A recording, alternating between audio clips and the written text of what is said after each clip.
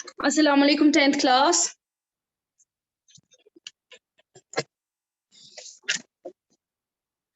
अस्सलाम वालेकुम 10th class, सुन रहे हैं आप?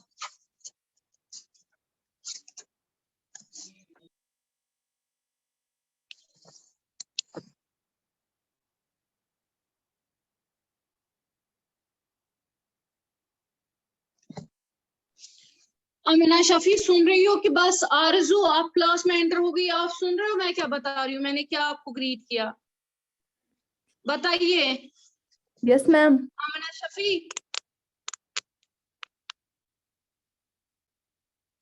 बताइए बेटा, कल जो पोइम पढ़ी जरा उसका थोड़ा बताओ, क्या है पोइम की समरी?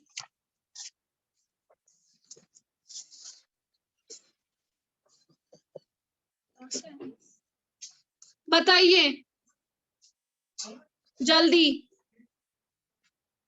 आमिना शफी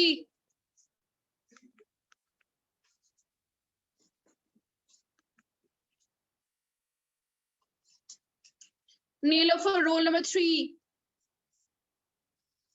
आप लोग क्यों नहीं सुन रहे हैं? अगर मैं आपसे कुछ पूछ रही हूँ एटलीस्ट जवाब तो दे दीजिए। Yes ma'am. मतलब अच्छा पे मैं ज़ार पार करूँ तुम जिस जवाब, बस आप लोग क्यों नहीं जवाब देते हैं जल्दी? आपके लिए I am discussing the second point. ये आपकी जो पॉइंट सेकंड टाइम में डिस्कस कर रही हूँ प्रेयर महजूर की, और आप ही नॉन रेस्पॉन्सिव क्लास में हैं। बताइए।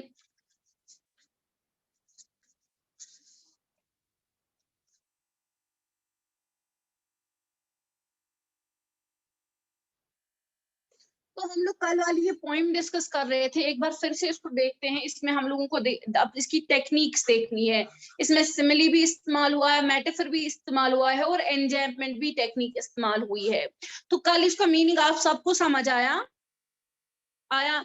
तो आप देख लीजिए एक बार फिर से इसकी पोइम, इसकी जो पोइटिक टेक्निक्स है वो देख लेते हैं हम। यहाँ पर देख लीजिए, यहां से देख लीजिए। पहले हम देखते हैं मेटाफर क्या है। मेटाफर डायरेक्ट कंपैरिजन होता है, जहां पर आप ये जो होते हैं क्या कहते हैं, आप सीधे कहते हैं ही इज अ टाइगर, और he is she is a rose. तो आप डायरेक्ट कंपैरिजन करते हैं। आप इसमें लाइक और एज का इस्तेमाल नहीं करते हैं, जो कि हम सिमिली में करते हैं। सिमिली में हम कंपेयर करते हैं किसी चीज को, किसी चीज के साथ तशबीह देते हैं, कंपेयर करते हैं, उसमें हम एज इस्तेमाल करते हैं और लाइक इस्तेमाल करते हैं।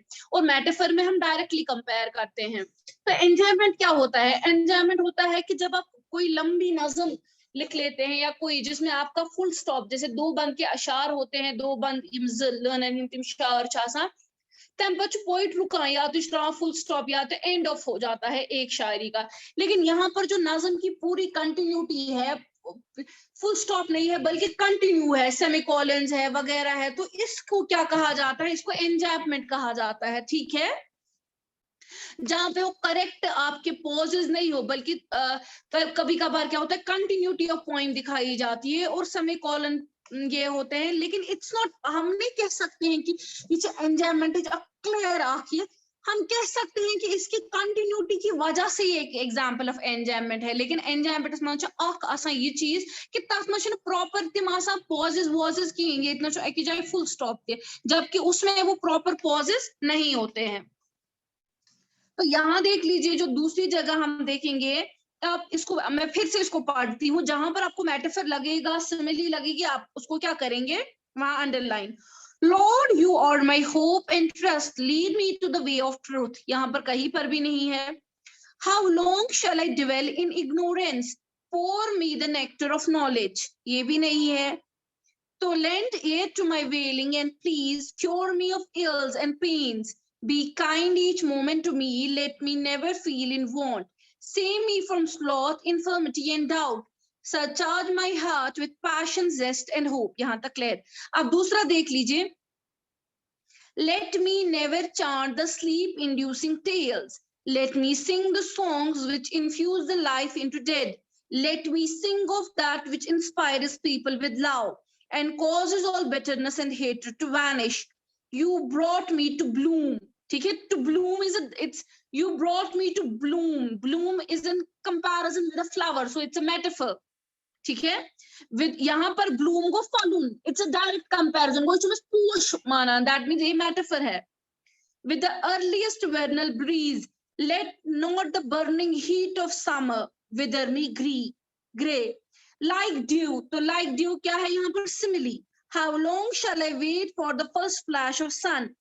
Awaken me with flowers in the first stroke of dawn. ठीक है, ये है.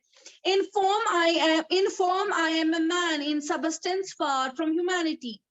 Subject me not to trial, shame not my human form. Forsaken by men I am, so they call me Mahjoor, people may desert. तो आपको यही देखना है यहाँ पर similes और metaphors. Simile हमारा like dew में आता है और blue में आपका metaphor आ जाता है. ये clear हो गया 10th class? ये तो बस समझ असल पट. Yes, ma'am. यहाँ तक कोई confusion तो नहीं है? No, ma'am.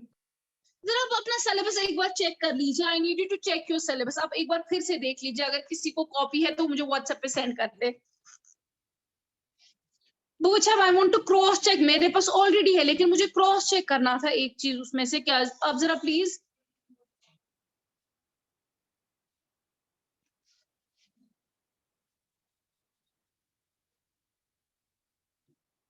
है आप में से बेटा किसी के पास?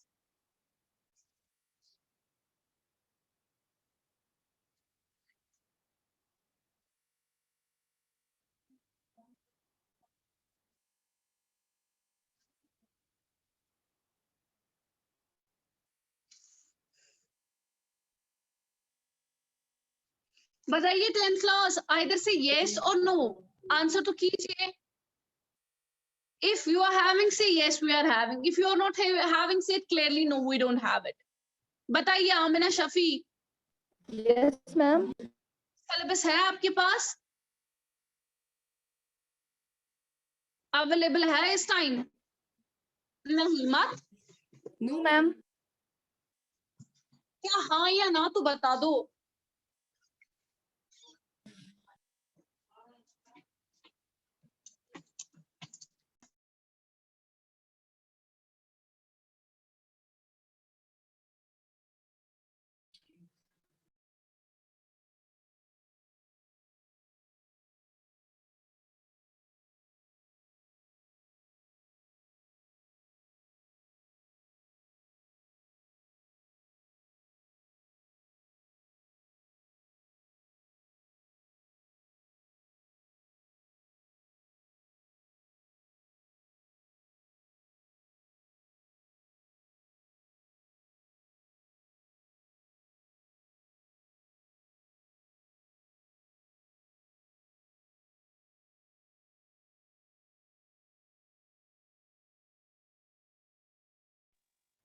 आप देख लीजिए.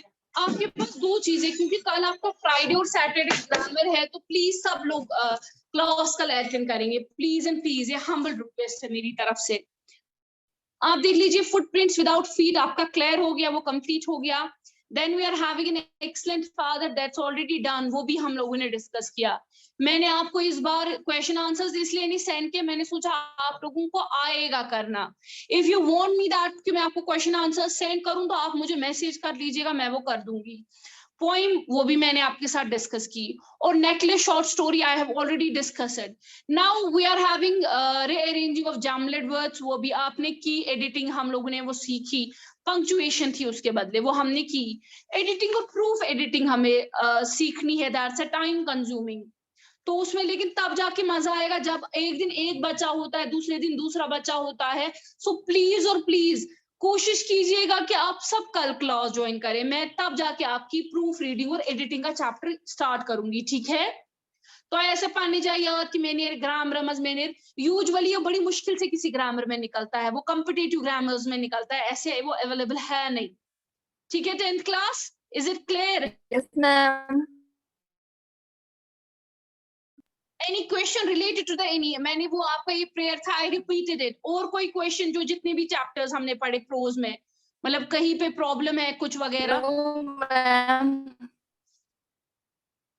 चलिए ओके देन इसको कीजिएगा, क्या कहते हैं इसको, रिवाइज. एंड टुमारो प्लीज जितने भी आपके फ्रेंड्स वगैरह हैं उनको बोलिएगा क्लास देने के लिए. ठीक है, चलिए अल्लाह हाफिज.